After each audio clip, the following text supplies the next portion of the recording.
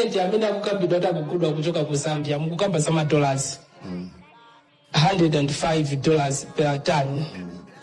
Ku Malawi kunoko nkhani kukambidwa mavuto ena amene akhuza dziko la Malawi ndi forex. Ndalama zimene zikukambidwa $100 zichoka kuti ndikufuna muphatikizeponso ndi nkhani yokhudza sugar amene mukunena kuti akapitiriza kubisa sugar ma shops ena makampanies ena ngati boma mupanga chiganizo choti mungopita ku Brazil mukukambanso kumene kosogula sugar. Ndikufuna muyankheni modzi kumene kuti forex yogulira sugar ndi cement amene titenga kuti since Malawi is already struggling with forex.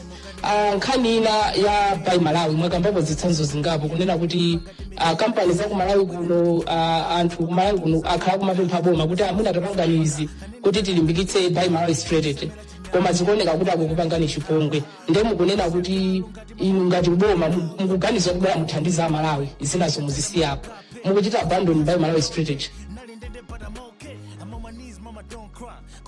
Zikomo kwambiri. Ine ndi Patrick Kachere kuchokera ku Umunthu FM.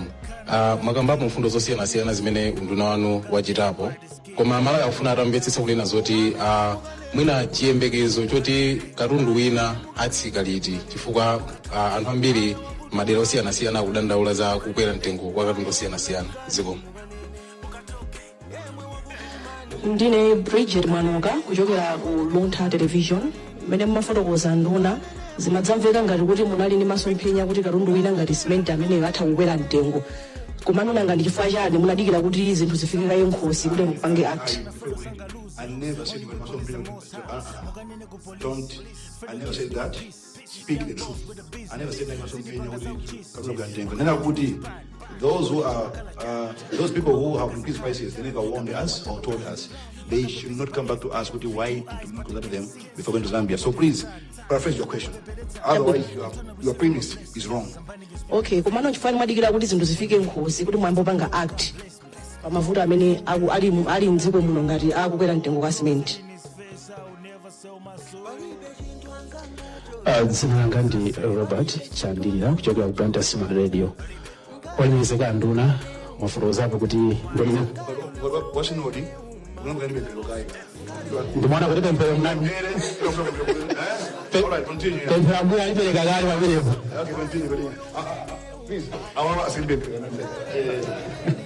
Ayi tipika kuti ambuya ati akupamuta chabwino munafotokozerapo kuti ndondomeko yonse ikatheka zizichitika kuti matumba osachipira 300,000 mwina per day. Komanso 300 tons. Komanso zimene zichititsa kuti Amalawi vuto limene akhala kumana nalo losowa cement lichepe. Komano mwina mutangotsindika kuti munafotokozanso kuti mwina unduna za chuma komanso MIA ali kalikiliki kuthamangitsa mapepala kuti chilichonse chitheke. Ndiye mwina Amalawi ali ndi chidwi kuti kodi ndikumbeko imeneyi ngati unduna mukuona kuti ikhoza kukhala kuti idayamba kutheka kuyambira liti Amalawi ayamba kupeza cement otsika mtengo kuyambira liti. Thank you.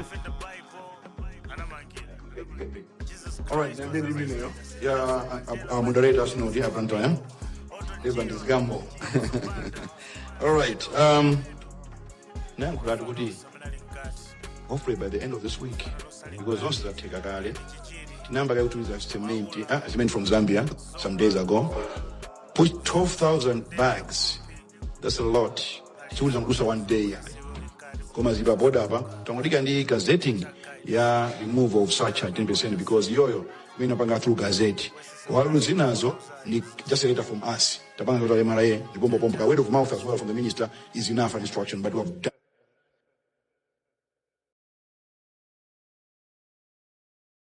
will be done, and then Friday I don't know momuno ndi aku Mr. Judge.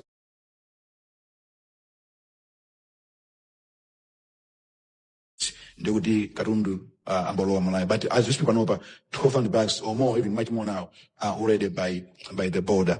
That again answers the question Nana Funso Zanga Wakulunto na Gudi inasonda media so pompa pa makamera hapa.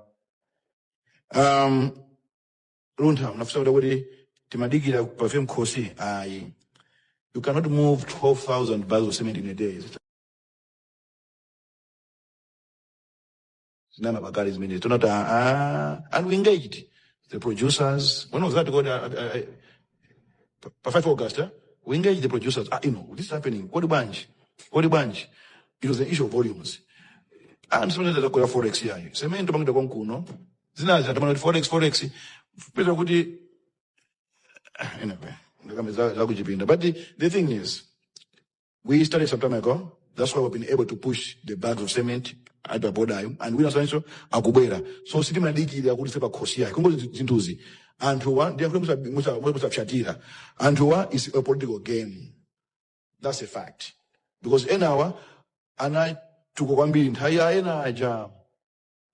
That's why they have the guts to come to us saying as kuti tikanabe mpaka tikanapangakai konzati kuti kodi banji mwapanga za Zambia mtana kusema ife ndino ndani ndiboma in smart fail. Why should we come to you and kuufusani? So Sid Madiga film kosi koma it was because of some other processes mabanga kuti cement ambe kubwera za by my strategy Kathy.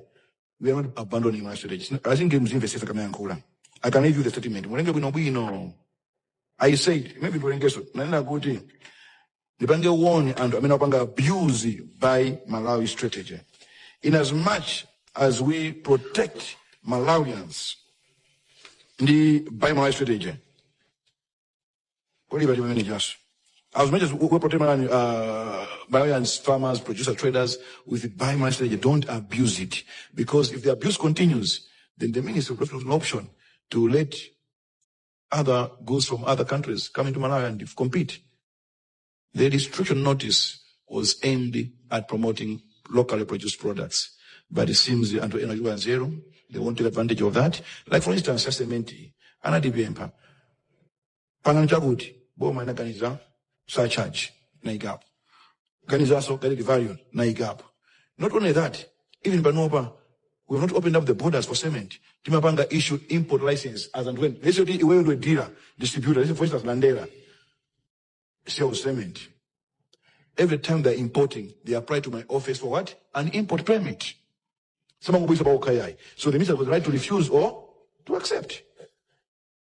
We've done that with a purpose. And even the local manufacturers are the paso. Many people are importing cement. Just 2 weeks ago, that 2 weeks ago? I think 2 weeks ago, I think we are too blind, or we're too kind, yeah? Another way in the office. Yeah, there's too much importation of cement from Zambia. Bwanji. Most of the issue import permit.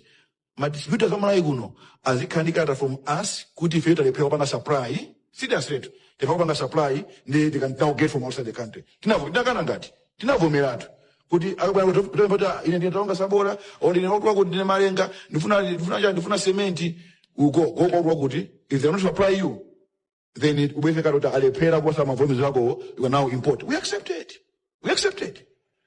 Only 2 weeks later down the line mitengo ndio tenga na chibwana atu.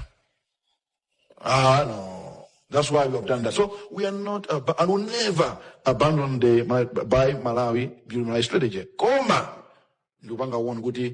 which this issue of protecting our people. My name is Caroline Dumais. I work for France 24. France 24. I thought you say you're from Zodiac. I was like, gospel and do what you got. Okay. All right. Yes. What's your name again? Caroline Dumais, I work for France 24. I have a general question on tariff. I see you doing a lot to protect your markets and your consumers, but you know that Washington has changed its policy recently. I would like to know what is the impact on Malawi's economy of this U.S. change of policy. What sectors are most affected, and how do you plan to mitigate the impact? Thank you so much. We are still looking into that as a ministry. They gave me some thoughts, which I'm still evaluating. And on this one, we are doing as much as possible to do silent diplomacy on this. We had the U.S.-Africa Summit in Angola a few months ago, which I attended on behalf of the president. I met the official from the USA, we discussed, and again, as the Africans Ministers of Trade, we had a conference, just a few of us with the US. We are discussing, and we are hoping that we'll reach an amicable solution as we move forward. But at the same time, that's what I was telling my counterpart in Zambia when we had a meeting yesterday, that it's high time also Africa started looking at the trading within Africa. You look at Europe, 80% of your trade is within Europe. And the 20%, 11% is with America. No, 9% with America, and I think 5 or so thereabout with China.